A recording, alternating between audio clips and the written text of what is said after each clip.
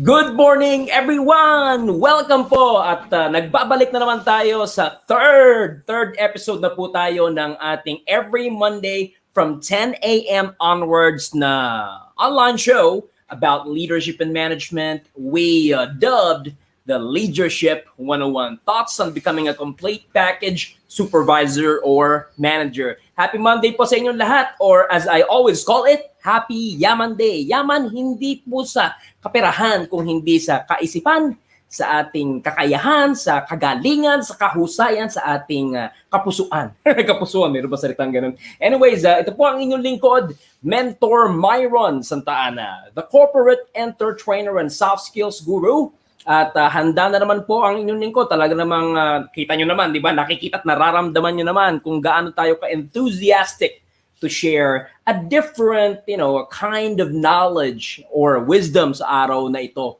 And hopefully you guys are as excited as I am na matuto ng panibago patungkol sa, alam mo yun, mga strategies, techniques, and tips on how we can correct or better ourselves as people, supervisors, and managers sa pamamagitan ng pag-share ng aking mga self-conceptualized and of course, kasama na rin doon ang observed na concepts or principles patungkol sa leadership and management. Once again, welcome po sa ating LeaGership 101, thoughts on becoming a complete package supervisor and manager. All right.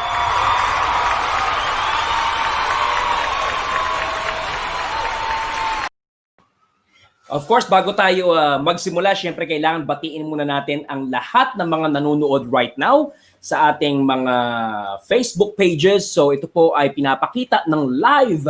Pero meron lang 10 to 12 second gap lang. Okay? Pero ganoon na rin yun. Okay? Sa ating facebook.com/The Corporate EnterTrainer. Yun po yung ating personal, professional, official Facebook page. At yung ating corporate page ng MSS Business Solutions, the HR training and the consultancy services company that I own. Yung pong page natin ay facebook.com/MSS Biz Solutions. At social na rin po tayo, no?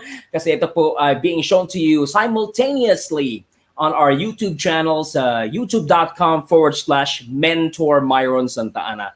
Or just go to YouTube and type in Mentor Myron Santa Ana. There's only one official YouTube channel there. And of course, recent video list, makikita nyo po itong ating ongoing video. Alright?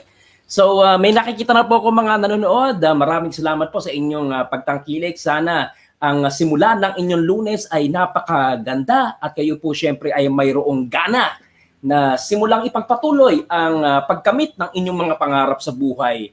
Regardless if you are in the world of employment as an employee or of course doing your personal business. Okay? So, let me see here. Meron ba tayong mga nag-comment na so far o kahit man ang bumabate? Okay, wala pa. Siguro, mamaya-maya ng konti ay meron na tayong makikitang mga comments. Alright? At ako po ay, of course, speaking with you all the way from my dear office ni MSS Business Solutions. And if I could promote to you guys, kasi dito po sa aking opisina, meron din po tayo ditong co-working space. So sa mga gusto pong, alam mo yon, medyo layo ng bahagya sa kanilang mga kabahayan para makapag-focus sa kanilang work or business deliverables, please visit MSS Co-working Space. Ang aming pong location ay dito sa second floor or Unit 201 ng Paramount Plaza. Saan po located si Paramount Plaza? Along kahabaan lang po ng Ortigas Avenue Extension sa side ng Cainta Rizal. Just a stone's throw away from SM City East Ortigas or yung dating Ever Ortigas. At kami po ay ka-building. Nasa second floor lang po kami. Nasa taas lang po kami ng PNB Ortigas Avenue Cainta branch. Okay? At kami po ay kapitbahay ni Apex Schools. Ayan, so yan po yung mga landmarks nyo kung gusto nyo pong bumisita dito. If you would like to know more about our business, just visit our Facebook page, MSS Co-working Space. Ayan na. The shout out po sa ating teams, MSS Business Solutions na working from home, and of course yung ating assistant dito, wala tayong kasama ngayong assistant kasi siya po ay mayroong sakit. So pagaling ka, Mr. Paul Alidon, kung ito man ay iyong napapanood. All right, so once again, welcome back to LeaGership 101, Thoughts on Becoming a Complete Package Supervisor and Manager. And just to touch base with you guys lang, ano? So I want to ensure that you guys are picking up so many things dito sa atin show. Kasi third episode pa lang tayo eh. So nung una, shinare ko sa inyo yung... kahit ako nakalimutan ko na kung yung shinare ko.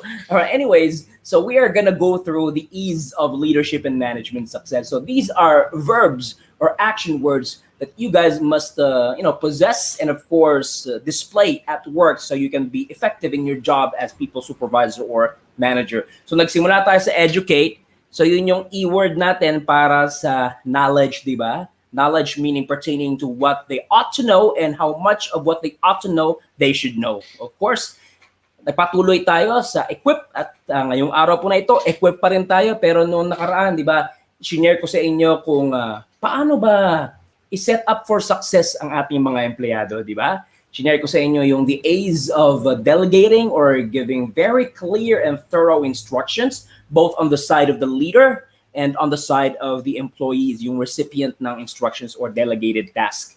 And di ba, pinag-usapan din po natin yung konsepto ng root cause analysis if we would like to help our employees correct or enhance their performance at work, to ensure or to help them contribute to the company's bottom lines, both in the financial, internal processes, organization and people learning and development, and customer perspective. Ngayon, doon pa rin po tayo sa equip. Ano? So equip po, if educate pertains to knowledge, ito namang si equip pertains to the skills, the skill set that our employees must acquire. Okay? Yung kagalingan o kahusayan.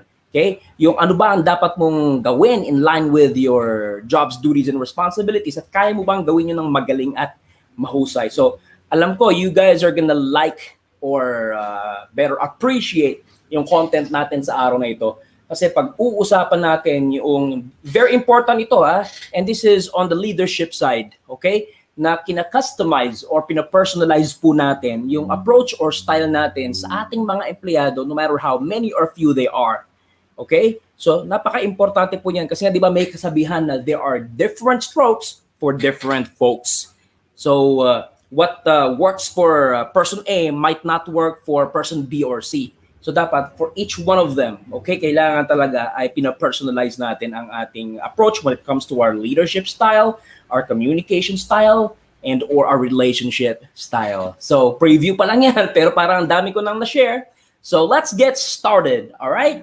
So welcome to LeaGership 101. Let's get the ball rolling, okay? So guys, while I'm pulling up my presentation, once again, I highly encourage you to make this viral. If you guys find this value adding and you yourself are a supervisor or a manager, or you have a friend, neighbor, family member, or relative, or coworker who's a supervisor and manager, and you believe that he or she needs this desperately talaga, all right, then just go ahead and either start a watch party on your newsfeed or timeline, or simply share this live stream with your friends or in different groups that you're a member of. Okay? So, here we go. Shout out po lahat ng ating mga kaibigang frontliners na patuloy pa rin pong naglilingkod sa ating mga pasyente. Okay? Teka. Alright, so I just want to make sure that this is saved in our computer. Once again, guys, ito po ay nagaganap sa ating 3 channels. Of course, yung ating Facebook page, yung facebook.com/ okay, webinar. There you go. Facebook.com/ the corporate EnterTrainer. And then yung ating corporate page naman ay facebook.com/ MSS Biz Solutions. Okay?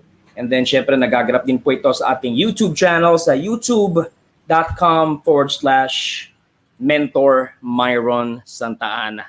Alright? And once again, ito po ay just to make sure lang, no, laging yung aantabayan nito, ito po ay laging Lunes. No? So, alam niyo na every Lunes, meron po tayong pag-uusapan patungkol sa leadership and management. Kasi nga, gusto ko po na kayo ay maging certified na leader. So ano ba ibig sabihin ng leader? Leader na, okay, people-oriented, manager pa, tasks or activities oriented.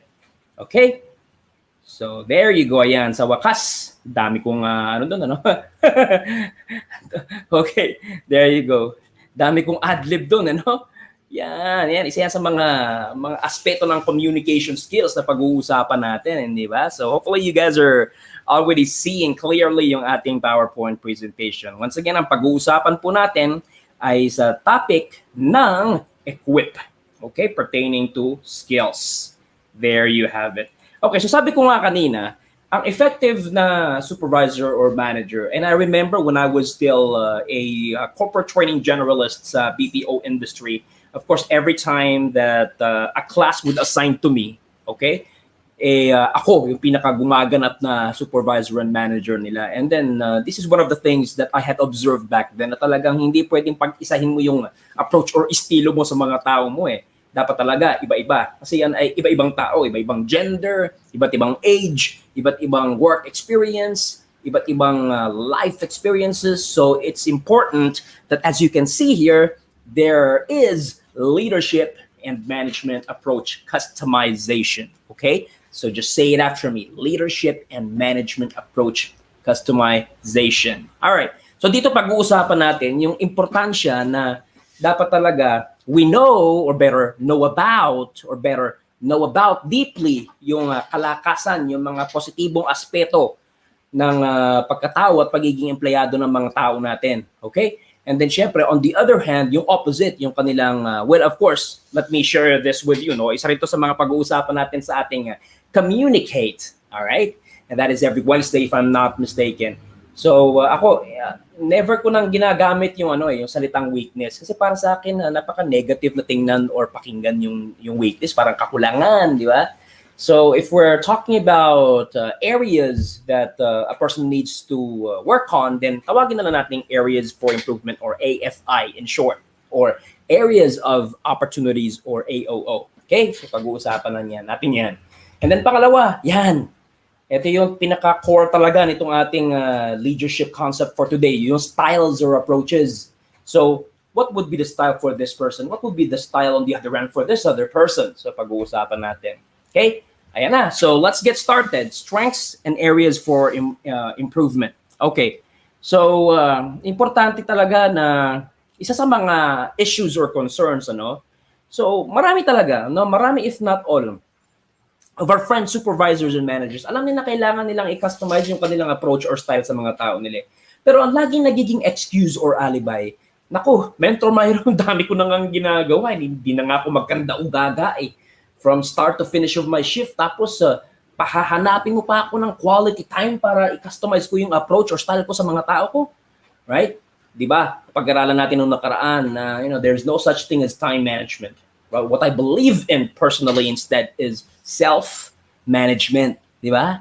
Kasi pare-paro lang tayo ng oras. Hindi ibig sabihin na ikaw ang boss, mas marami kang oras, mas marami kang ginagawa. Hindi. Kahit yung empleyado mo mas mababa sa'yo, meron ding mga dapat gawin yan. At limitado din ang kanilang oras sa trabaho.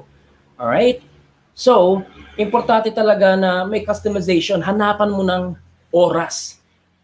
Ngayon may nagsasabi sa akin, Mentor Myron, sige, hanap ako ng oras, pero 50 ang tao ko, Mentor Myron. Diyan yung lalabas ang diskarte. Sino ba nagsabi na sa 50 tao mo, dapat ikaw mismo ang direkta nakakausap sa mga yan at kikilalanin pa sila. Kikilalanin pa sila ng malalim. Diba? Pwede ka namang mag-assign ng mga tipong mga team leads nila kahit hindi official, diba? Kahit hindi official promotion or designation More of delegation mo yun sa kanila para sila mismo yung kumausap doon sa mga hindi mo na kayang kausapin because of lack of time. Okay? So you are basically multiplying yourself. So ang konsepto na i-share ko sa inyo pagdating sa pag-alam ng strengths and areas for improvement ng ating mga empleyado, ito. Okay? So pakita na natin lahat, alright? Yan. So consider that this is your employee and this is his or her totality. So sa atin, sa loob-loob natin, meron tayong mga tinatawag na unrealized strengths. From the word itself, ito yung mga bagay na magaling tayo, okay? May bentahe tayo, pero tayo mismo, it's either hindi natin alam or madidiscover pa lang natin o kaya alam natin na discover na natin or alam na natin pero we deny that they exist. Alright? So yun yung unrealized strengths. So ano pa ang dapat gawin para sa kanila? Okay, halimbawa lang dito sa example natin, itong empleyado na to, he's good at supervising. Kasi nakikita mo kapag binibigyan mo ng task, kapag ina-assign mo na makipag-coordinate sa ibang mga empleyado, whether ka-level niya or mas mataas or mas baba sa kanya, papasin mo itong taong to I mean, wala pa siya sa position pero ang galing niya mag-coordinate ng mga tao. Kinikilala naman siya, nire-respeto naman siya. Right? Okay to So, if there are unrealized strengths like that in our employees, di ba, take advantage of it. So, the right thing to do is to maximize it. Okay, sige, i-expose ka, pakita lalo. I believe you're gonna be an asset to the company.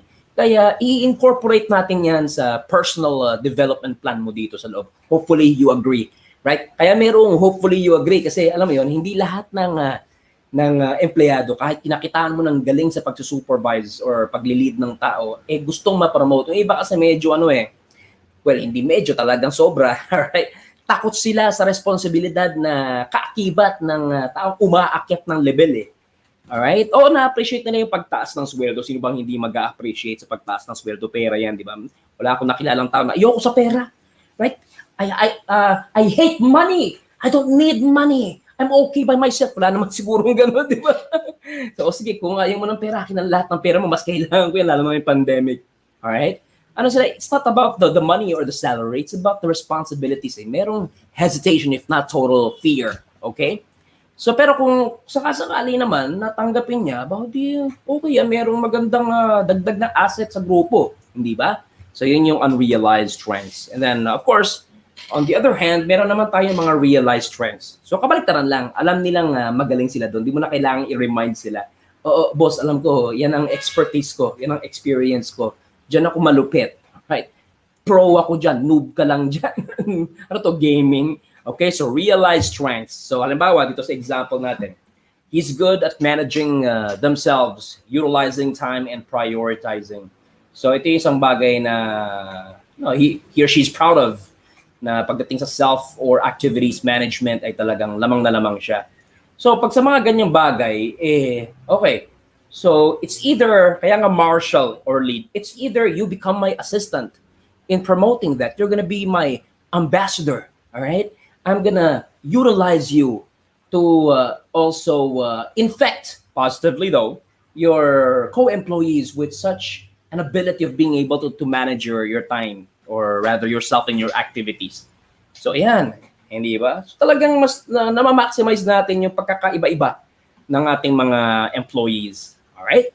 So that's talking about strengths. Now, doon naman sa baba, na nakikita nyo dito, areas for improvement. So kabaliktaran naman yan. Whether realized or unrealized, meron tayong mga kahinaan. Alright? Yung bang tipong mahirap kasi pilitin ng isang tao, dapat mag-undergo muna ng training na pagsalitain, pagpresentin, kasi area for improvement niya yun. Kasi nga may stage fright siya. Right? Like in our example here, halimbawa, this is a member of the sales team. Tapos, it's been observed and reported that this person needs to produce more sales. Right? So, we have to minimize. But what or who are we going to minimize? The person? No. We're going to minimize whatever the areas for improvement are. And that's going to be a role of learning and development. Okay? So once again, before natin i-reveal yung panghuli, yung mga unrealized strengths, all right? So I'll help them maximize those. Dun sa mga realized strengths naman, allow them to marshal. All right? Sa mga areas for improvement nila or weakness nila, okay, sige, gamitin na natin yan. Of course, minimize what? Well, not really the weaknesses or the areas for improvement themselves, because they're merely the output or outcome of the true culprit here. The true culprit would be the root cause. Diba? Pinag-aralan na natin ng nakaraan yan. Yun yung i-minimize mo. Remember the idea of the root cause analysis, that if we take out this root cause from the big picture, then the problem will no longer recur. All right? And then, last but not least, yung mga tinatawag na learned behavior. So yung mga learned behavior, example niyan, habit. Yan. Diba? Drill. Yan. Yan yung mga bagay na nakakasanayan na natin, kaya lagi-lagi nang nakikita o napapansin sa ating pagkilos, sa ating pag-iisip, sa ating pagsasalita. So yan yung mga learned behavior. Either, acquired through formal training or acquired through experience with people and in different situations. Okay? Sa mga learned behavior na yan, mapa positive or negative, sabihin natin negative. Alright? So, syempre, ang M naman, napansin mo guys, yung ating mga corresponding actions for those would be, they all start with letter M. Right? Bakit letter M? Kasi letter M ako eh. Myron Santa Ana eh. Bias ako sa letter M eh. Just kidding. So, moderate. Halimbawa, sa example natin ng learned behavior niya, this person tends to be over-reliant on teammates. So, palaasa. Right? Dependent, hindi independent. Yung mga tipong kahit kayang gawin, parang hingi pa ng tulong sa iba. Di ba? So, ano lang, i-moderate lang natin. But if it's already causing too much problem and it's not just simple problem, it's a complex problem and it's also bothering a lot of people, then hindi lang moderate ang ano doon. Ano ba ang M na maiisip natin? Na-challenge ako mag-isip ng M on the spot. Anyway, sige, hindi lang moderate, kundi totally remove it. Alright? Something like, mitigate kasi is moderate din eh, di ba? But something like that, if you get what I mean. Okay? So, basta the point of this slide right here is to make you guys realize and appreciate that if you want to relate well with your people, if you want to maximize them more, and if you want to work on their strengths and areas for improvement so they can contribute more and they could do well their job-related duties and responsibilities, make quality time. Either kausapin mo sila, obserbahan mo sila, or maaaring may tool kang magagamit para ma-draw out mo tong impormasyon na to. Kasi intel yan. Right? Kailangan natin alamin yung kanilang kalakasan at yung kanilang kahinaan. And that's part of customizing your leadership and management approach. Okay? So hopefully you guys are, have just learned a lot from that. Time check. It's 10:25. Okay, so we can cover one more and then we're gonna have a commercial. All right? Yan, ito, paborito ko ito. Different strokes for different folks. Absolutely. So, yung taktika natin sa isang tao, maaaring iba ang taktika natin sa kasamahan niya. And you know what? There are different considerations when we are personalizing or customizing our leadership and management style or approach. At yung mga yan, employee styles, yan. Yung number one would be working style. I-define ko sa inyo ano ibig sabihin ng working style. Pangalawa, communication style. Okay? Pangatlo, learning style. Yan. So, umpisahan na natin. Okay? Just one moment, please. Ay, hindi po. Sir, may webinar ako. Ito po ang APEC. Ibang opisina po ito. Okay. Alright. Sorry. Merong, kasi nako-confuse talagang kadikit lang namin si Alright, hold on one second. Ano tuloy ako. Talagang kapitbahay kasi namin si Apex Schools and may mga visitors si Apex Schools once, in a while. So, bigla na lang pumasok. Wala kasi yung assistant ko dito. The person could have been, stopped right at the door. but okay lang. Oh, sige. Anyways, nasaan na nga ba ako? Alright, so, working style. Okay. So, sorry, I had to tell him that I have a webinar kasi palapit sa akin. Okay, so yeah, going back, no? Work style, this is very important, ano? So, number one would be, yan. So, yan, okay? Na-distract na tuloy ako. Okay, wait lang. I'm just gonna gather my thought. Okay, so going back. So, maraming mga styles ang empleyado natin na kailangan nating i-relate yung sarili natin well or i-adapt yung sarili natin to. One of which is would be their working styles, okay? Ang working styles hindi naman sa lahat ng pagkakataon ay pakikisamahan natin. Kung yung working style naman ay hindi naman tayo inaano, di ba? Yung working style naman ay positibo, yung working style naman ay contributory sa trabaho at sa kalidad ng trabaho ng empleyado, then okay lang, di ba? Let the people be who they are. We cannot force them to be a personality they're not, right? Because that's already faking, that's already pretending. And we don't want our people to be like that. We want our people to be real or genuine at work so we can, evaluate them, not really easily, but we can evaluate them better, right? So, pag nagiging negative yung working style, of course, we coach them on those. Pero pag okay lang naman, pakisamahan na lang natin kasi that's just their personality coming out. So, halimbawa ito, bigyan ko ng example dito. Ang mga tao, mayroong kanya-kanyang working style or yung, from the word itself, estilo sa trabaho. Right? Yung mga tipong, iba-iba tayo ng diskarte, pero yung desired output or outcome, ganun din naman, as expected by the company or the boss. So, like yung mga example natin dito, Do you work alone? O sige, kayong mga nanonood dyan, answer my questions. Okay? Ikaw ba yung tipong empleyado na you work alone? Right? Kasi medyo passive ka or medyo talagang shy type ka? Or, you feel a little uneasy or uncomfortable being with other people? Right? Kasi highly analytical ka and it has something to do with that. Or ikaw ba yung tipong mas gusto mong meron kang katrabaho? Right? You work or thrive better when you're on a team. Kanya-kanyang style yan. Do you work in cubicles? Maybe the nature of your job has something to do with it kasi yung nature ng job mo talagang requires you to be in front of your computer all day long. Or nasa field type of work ka ba? Kaya talaga naman marami kang iba't ibang taong nakakasalamuha. Right? Do you work in 9 hours? Because once again, the nature of your job and the products and services you offer, okay, require you to to stay in the office, di ba? Ngayong ang pandemic, although most of us are working from home, meron pa rin hindi pwedeng mag-work from home eh. Katulad ng mga nasa manufacturing industry, food processing industry, even BPO industry, particularly the call center business, right? Who else? Pati yung mga professional services that require, if not touching, being near their client. And of course, our dear frontliners, police, military, doctors, dentists, nurses, medtech, etc. Okay? Or do you work sitting up straight? Yan ba ang working style mo? You feel much more comfortable and you become much more productive when you're sitting up straight? Or do you work slouching? Right? And it's hard for us to judge people who are slouching at work because, di ba sabi nga, don't judge the book by its cover. Right? The person may be slouching, but the person may be doing much more than those who look like they're busy or productive, right? So never judge anyone on the outside. Do you work quietly?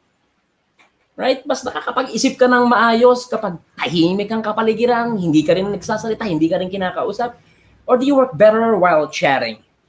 Kasi mabilis kang mabore. Yung mga tipong as you are working on a report, uy, napanood mo ba yung NBA? Oh, kumusta na? Ano na, standing ng Lakers, mga tipong ganun.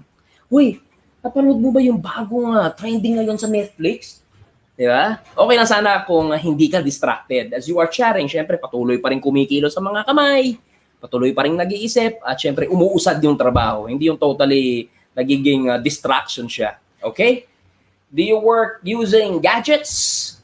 Kasi nasa millennial era ka and that's your preference. Or are you a traditional type of an employee? You work with only a pen and paper. All right? So yan, ngayon, bakit pa kailangan alamin ng mga working style? It's not just to recognize or respect your people for who they are. Kasi yung leadership and management approach mo, pwede mo rin kasi niyang i-customize based on anong klaseng estilo sa pagtatrabaho sila mas komportable eh. You get what I mean? So, there you have it. All right? Sa pagbabalik po natin, pag-uusapan natin yung isa pang aspeto na kailangan nating i-customize or i-personalize yung leadership and management style or approach natin. At yun ang communication styles. How they prefer to communicate or be communicated to. Alright? Siyempre, i-discuss natin yan sa ating pagbabalik mula dito sa ating online show na pinamagatang LeaGership 101. Thoughts on becoming a complete package, supervisor, and manager. Please don't go away. Stay right where you are. I'll be right back.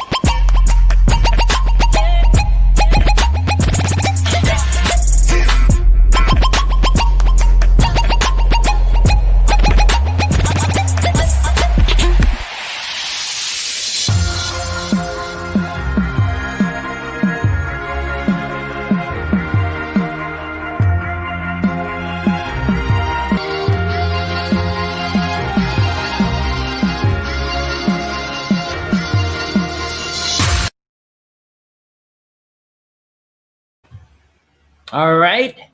Welcome back po sa ating online show every Monday from 10 a.m. onwards. LeaGership 101. Thoughts on becoming a complete package supervisor or manager, kung saan babalansehin po natin ang inyong kakayahan na maging magaling na leader that can direct your employees to success, and magaling na manager din, magaling mag-organize, mag-sequence, mag-organize, mag-ensure ng quality and quantity ng amount, level, or degree ng trabaho ng ating mga empleyado. So, I'm here to certify you to become a leader through LeaGership 101.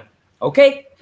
So, going back sa ating PowerPoint presentation, ito, paborito ko rin ito Itong communication style. Sa communication style, kailangan daw ina-adapt din natin yung approach or style natin sa kung paano prefer na makipag-communicate ng ating mga empleyado. So maraming models or frameworks ng personality or communication styles ng mga tao. So doon lang tayo sa simple, okay? So ito ang pinaka-simple na differences ng communication style ng mga empleyado. Yan. So pwede mong i-divide into 4 categories or kinds or types yung mga empleyado natin. May mga passive na empleyado, may mga assertive na empleyado, may mga aggressive na empleyado, may mga passive-aggressive na empleyado. Unahin natin yung aggressive. So nakikita niyo yung mga adjectives na nandyan, di ba? So yung mga aggressive, yan yung mga sarcastic, right? Yung mga harsh, they're not wary of how they say what they're saying, kaya nakakasakit. They think they're always right. They think they're superior above others. They are smart Alex. They think they know it all. They interrupt people, right? They don't want to be talked over, but they themselves, they talk over other people, right? Critical, meaning yun yung mga big aggressive nga So mas nakikita nila yung kahinaan, yung butas, yung mali, yung imperfection sa tao, sa sitwasyon, sa mga bagay-bagay. Critical Put downs, yan yung mga mahilig mag-belittle or underestimate ng ibang tao. Or instead of coaching properly, they're into criticizing, patronizing, all right? They patronize just to get what they want. And they're disrespectful of others, right? Aggressive. Pero hindi naman sa lahat ng pagkakataon, yung mga aggressive na empleyado ay ganyan, di ba? Puro mga negative yan Let's just put it this way, yung mga aggressive na tao, hindi naman ganun kasama o mali ang intention nila. Halimbawa, may mga gustong magpasiklab sa'yo bilang boss, may mga gusto kasing ma-promote din bilang supervisor or manager, may mga gustong magpapansin. Ayan. O kaya talagang they're not into being or getting promoted. They're not into getting your attention. They're not into trying to stand out among others. Talagang they just wanna do their job as expected of them because they're paying or being paid, all right, by the company. Yun nga lang kasi, because they're not really into people-orientedness, hindi nila nare-realize na yung kanilang way ng pagsasalita o yung kanilang behavior ay nakakasakit o nakaka-offend na sa ibang tao. Yan yung mga aggressive na empleyado. Okay. Next would be, isunod natin yung mga passive. Yung mga passive naman, kabaliktaran naman ito ng mga aggressive na tao. So, tingnan natin yung mga adjectives dito, compliant. Yung mga, yes ma'am, yes sir. Right? Kahit deep inside, alam mo, meron siyang contention doon sa dapat gawin, sa ideya. Hindi oo na lang yan, susunod na lang yan kasi ayaw niya ng ng debate, ayaw niya ng mga confrontation. Okay? Submissive, di ba? It supports it. Pag sinabing submissive, from the base word submit, so yes ma'am, yes sir na lang, no? Give way na lang, give in na lang. They talk little. It's either they shy or it's just their personality, right? They would rather just work and deliver what you want from them than be too vocal or expressive about matters. Okay? So yan, not expressive at all. Vague. Sinabing vague, di medyo unclear. Hindi ko ma-detect to Parang hindi gumagana radar ko sa taong to Non-committal, communication, put self down. Yan, yung mga passive na tao, may tendency sila na they undermine themselves, di ba? They underestimate their own capabilities. Tsaka apologetic yung mga tipong kahit hindi naman talaga big deal, pag nagkulang o nagkamali, naku, sorry po talaga sir, hindi ko sinasadya. Right? Maybe they are just perfectionist, right? Kaya sobrang apologetic sila sa kanilang mga pagkakamali or talagang dala siguro ng kanilang pagiging passive or submissive or shy type na nature. And they're into praising other people. So they put themselves down but they raise others. All right? So usually ito yung mga nasa trabahong analytical lang nature na tahimik lang talaga. No? Stereotype lang ito, hindi natin nilalahat. Usually mga nasa accounting, IT, ganyan. All right? O, ihuli natin yung positibo. Pangatlo naman natin, yung mga kombinasyon naman ng passive tsaka aggressive. So yung aggressive, di ba, extreme yan eh. Far extreme. Yung passive, far extreme din. So ito namang aggressive or passive-aggressive nasa gitna ng dalawa. Right? Parang hybrid ng dalawa. So sabi dito, non-confrontational, okay, passive yun, di ba? But mutters to themselves, uy, may issue ka pala, pero pagkaharap ako, sinasabi mo, wala namang issue, wala namang dapat i-resolve, pero pag natalikod ako, bulong ka ng bulong dyan. See, it shows facial expressions that don't match their feelings. Right? Yan yung mga tipong ngumingiti, pero deep inside, gusto ka ng suntukin, gusto ka ng kurutin, gusto ka ng sampalin, gusto ka ng sigawan. Right? Sarcastic, okay, so at least nag-share sila ng something ng common dito sa aggressive. Denies there is a problem. Yan ay characteristic ng pagiging passive, di ba? Appears cooperative but is not. Finds it difficult to acknowledge their anger. So yan, mga passive-aggressive. So in other words, yung mga passive-aggressive na empleyado, yan yung nasa loobang kulo. Pero aggressive din pala, tahimik nga lang. Alright? And last but not least, syempre, ang mga gusto nating katrabaho, even boss, yung mga assertive na tao. Right? Yung actions and expressions fit with words. So unlike itong mga passive tsaka passive-aggressive na tao, di ba? Parang napaka-vague nila eh. Hindi mo matansya eh. Kasi yung pinapakita nila, hindi talaga yung actual na nasa kalooban nila. Pero itong mga assertive na tao, what you say is what you get. What I want, you will get. What I want to tell you, you will hear or listen to. Okay? So actions and expressions fit with words spoken. Firm but polite. Ito yung mga taong magagaling mahuhusay sa positive phraseology, di ba? Kaya nilang i-positivize even the most negative words, phrases, or statements. So even when they are critical, yung kanilang criticism of you, kaya nilang i-package yun into something na magtutunog na na compliment palalo. Okay? That you just have to work on some or few things. Okay? Clear messages, respectful of self and others. Kasi ito, ang tataas ng level ng kanilang empathy. Right? Yung kanilang compassion, yung malasakit sa ibang tao. Yung bang tipong, when they think, say, or do something, mas nauuna yung ano kaya ang magiging reaksyon ng kausap ko. Ano kaya sasabihin niya pabalik? So, ganun yun eh. And then, in control of self, yan yung mga tipong kahit galit na, kakausapin ng sarili sa loob-loob, sabihin ako, magtimpi ka, Myron, kasi walang magandang patutunguhan ito. Speaks in a calm, clear voice, connected to others, magaling makisalamuha, positive phraseology. Ngayon, ang goal po natin, kaya natin dinifferentiate yung apat na klaseng tao na ito. Okay? Siyempre, we're not just gonna put up with the passive, the aggressive, and the passive-aggressive people. Maybe as we put up with them, as we understand them, right? As we relate better with them, we also try to convert all of these three to assertive people kung kaya. But once again, remember what I said earlier, we cannot really force people to be a personality they're not. Because yung kanilang personality, the way they think, the way they talk, their behavior, yan ay hinubog ng napakaraming taon. Right? Napakaraming taon sa kanilang paglaki, sa kanilang pakikisalamuha sa ibang tao, sa kultura na sila ay napabilang, sa kanilang neighborhood, sa impluensya ng magulang, ng barkada, ng napapanood, ng napapakinggan ng libro. So ang hirap baguhin yan eh. Rome was not built overnight. Right? So you cannot also destroy Rome overnight. So siguro ang magandang diskarte sa mga taong ito, hindi lang syempre habang buhay na makikisama tayo. Kasi sabi ko nga sa inyo, if they are already becoming liabilities more than an asset, then kailangan na ng coaching and counseling. And you as the supervisor and manager, kailangan ka maging bold. You need to be confident enough to tell them when they're already wrong. Okay? So once again, kailangan nating i-adapt ang ating leadership and management approach or style sa kanilang different communication preferences. Okay? And last but not least, yan, learning styles.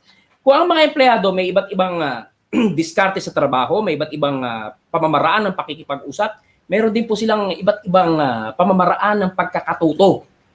Right?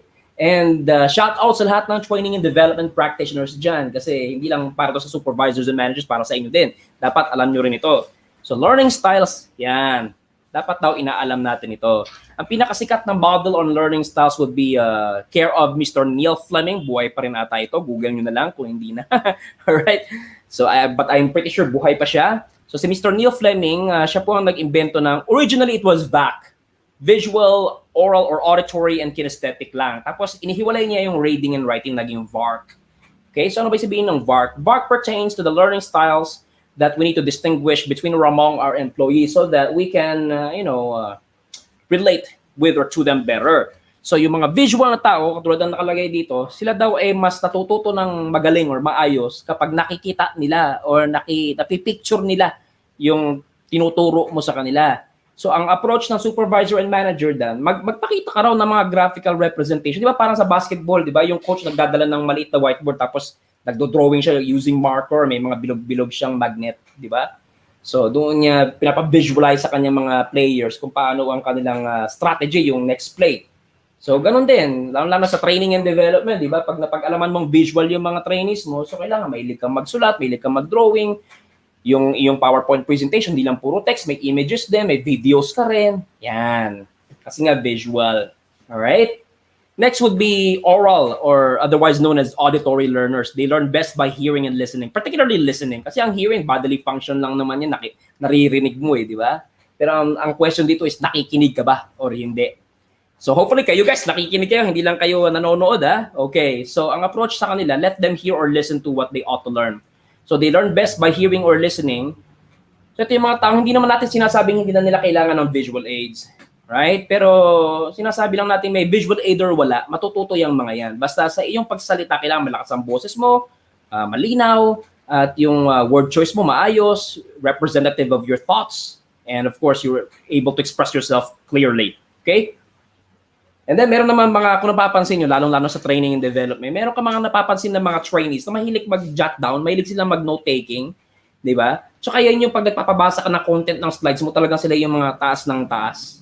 Okay? O sila yung mga tipong hindi maka-eye contact sa'yo, kala mo hindi nakikinig, pero kasi meron kang binigay na manual or workbook, mas doon sila tumitingin. It doesn't mean that they're not paying attention, they're not interested or disinterested, kasi sinusuportahan nila yung pag-aaral nila sa pamamagitan ng pagbabasa ng mga text. Kasi nga, they learn best by reading and writing. So for these types of employees or trainees, allow them to take down notes or read. All right? And last but not least, kung may napapansin kayong mga empleyado na kapag nagtuturo kayo, patayo-tayo, o kaya antukin, hindi mo malaman kung puyat or what, di ba?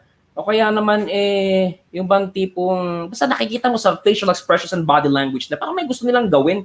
Kung hindi pa tayo-tayo, palakad-lakad, paikot-ikot, palabas-labas, papuntang CR, yung mga taong yan, more often than not, although not in all cases, meron talagang mga na red alert ng mga employees or trainees. They learn best by touching, applying, and practicing.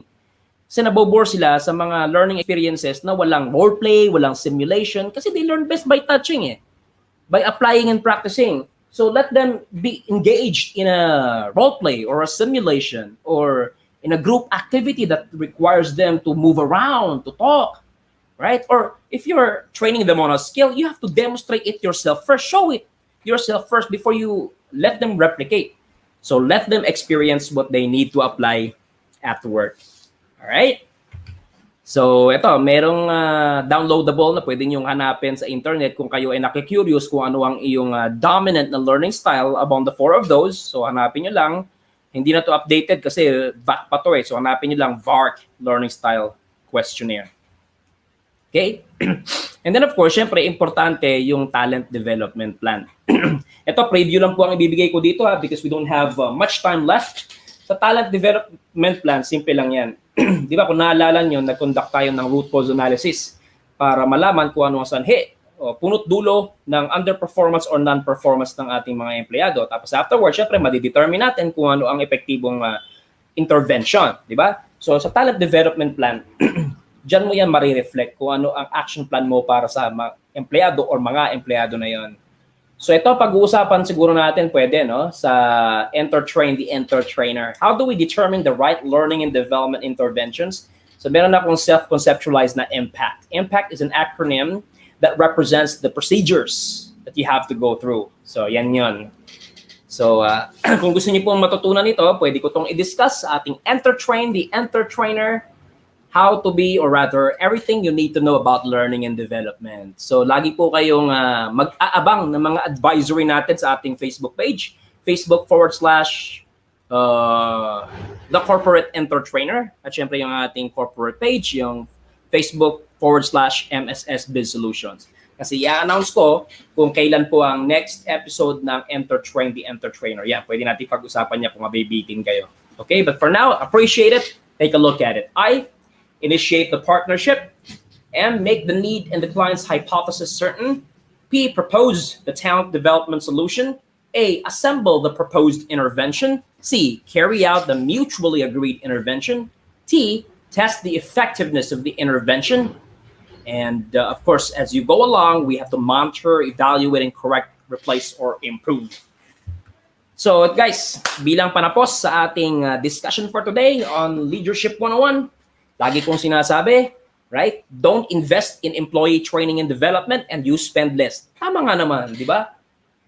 Gusto mo makatipid sa mga sa kaperahan ng kumpanya, wag ka nang mag-hire ng mga external training providers like Mentor Myron Santa Ana. Wag ka na rin magpasweldo ng mga internal company trainers mo on soft skills and technical skills. Wag na. Para hindi tayo masyadong gumastos, okay? Pero wag mong sisisihin ang mga empleyado mo kung medyo sila ay kulang-kulang sa kanilang alam mo yun, knowledge, skills, and attitude, at hindi maganda ang kalidad ng ini-expect mong job standard sa kanila. Wala, hindi mo pinapa-undergo ng training eh. Okay? So, ang balik sa inyo niyan, akala mo nakatipid ka pero mas marami ka pa palang gastos. So, invest in it and you avoid problems that make you spend much to begin with. Makes perfect sense? Definitely. Now you know. All right. So, that ends our PowerPoint presentation on our topic. And ito na, dahil sobrang na-excite ako sa discussion natin, meron na palang 6 comments sa ating, yan. So, sa YouTube, yeah, mas madami tayong mga taga-subaybay sa YouTube channel natin eh. If you guys haven't subscribed to my YouTube channel, please look up Mentor Myron Santa Ana. Isa lang po ang YouTube channel natin, okay? Or go to youtube.com/Mentor Myron Santa Ana. So according to Amazing Terry, good morning Mentor. Sorry, 10:19 pa ito. Good morning. Salamat. Blue Jeff TV, good morning. Freddy Gamers TV, good morning Mentor Myron. Maria Loresco, good morning Mentor. And then is this a Miss? Yeah, Miss Gilan Romano Avelida. Thanks, sir, for sharing these ideas. You're welcome, Miss Gilan. Pinky Santos, good morning, Mentor. Thanks, Mentor, for this weekly learning. All right? So, maraming salamat sa inyong pagsubaybay. Oh, guys, meron pa tayong 7 minuto.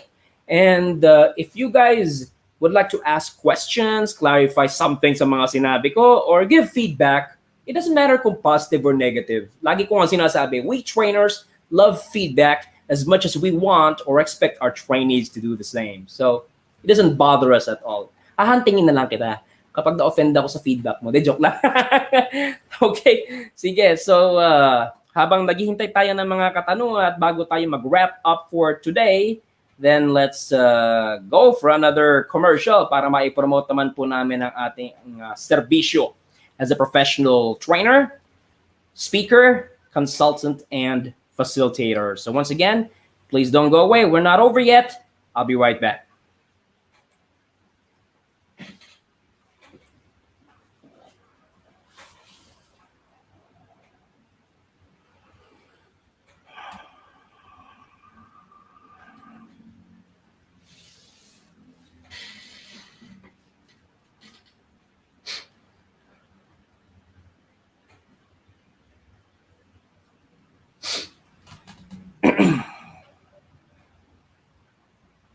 Okay.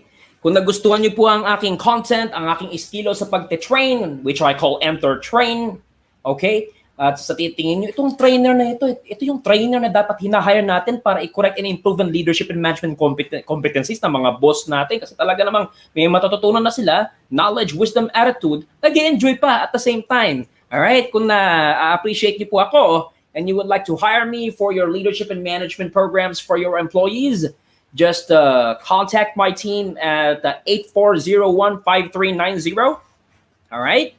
Or 7255-5568. Those are our landline numbers. If you would prefer our mobile numbers, just text or call us at 0945-588-5560. Yan po ang Globe natin. At ang ating Smart ay 0939-217-2755. Kung gusto nyo magpadala ng email na lang, just send us your email, your inquiry at info@mssbizsolutions.com or info@thecorporateentertrainer.com or inquiries plural, okay? Hindi kasama yung plural, ha? Sinasabi ko lang na inquiries plural. And then .mstcs Mama Sierra Tango Charlie Sierra at outlook.com. Yun yung aming free email. Okay? So, ayan. So, let's continue with our show. So, guys, just to wrap up, no, since wala pa tayong inquiries and comments from our audience, so just like what I said, importante, because there are different strokes for different folks, that we customize our leadership and management style or approach for our people. Kasi nga, iba-iba sila ng tao, may iba't ibang edad, iba't ibang gender, iba't ibang background, iba't ibang goals in life, iba't ibang personalidad, iba't ibang attitude, iba't ibang paniniwala. So, kailangan, we have to treat each and every one of them as unique or distinct from one another, right? We cannot just have a one-size-fits-all approach to supervision and management kasi it's dangerous, right? And to be able to know them or know about them or know them deeply, naku, let's simplify it. Let's not make it complicated. Just find quality time, right? To communicate with them, to have a chit-chat with them. Or maybe something as simple as observing them. By observing people, we get to understand their motives, their behaviors, their tendencies. Nako, importante yan. Okay? Wala, kasi, ganito lang kasimple yan eh. Nagpa-promote ka eh. Right? Nagpataas ka eh. So talagang walang ibang tendensiya kundi tumingala sila sa'yo. Ngayon, kung ikaw mismong supervisor or manager, tumitingala sila sa'yo, pero parang ikaw dapat yung tinitingnan pababa. Right? Then, ang question dito at the end of the day, do we really deserve being promoted before? Or our top management just based our promotion on our knowledge and skills, our diskarte, right? Ito, lagi ko sinasabi sa mga magpo-promote ng mga supervisor and manager, don't just promote people because they were the best, the number one, the top, the leading sa staff mo nung bago mo sila pinromote. O na, given na yan, napakagaling nila, napakahusay nila, napakalaking pera pinasok nila. Right? Idolo sila, lodi sila, okay yan. So, recognize them. Right? Compensate them. Pero hindi ka agad ticket para ma-promote sila o i-promote nyo sila. Kasi hindi lang knowledge and skills ang tinitingnan natin sa tao, sinisilip din natin yung attitude. Ito bang taong ito ay mayroong tamang attitude para maging isang leader? Kasi makikisalamuha siya sa mga tao na may damdamin, hindi robot. Kung itong taong ito ay parang magiging Nazi leader. Di ba? Yung katatakutan in a not so positive way. Right? Yung tipong mas gugustuhin ng mga taong umabsent kaysa pumasok kasi makikita pagmumukha niya, then you are not being a good supervisor or manager. Right? Kaya nga, lagi promotor ako ng balancing na leader, balancing pang manager. Therefore, leader. Alright?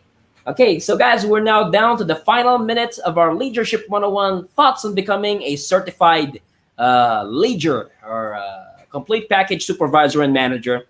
So i-promote ko lang po, no, bago tayo magtapos, mamayang 3:00 po ng hapon, eksakto po yan, okay, ay ang ating online show, pangalawang online show for today, ang Negro Show, tips on building and scaling your business, your personal business.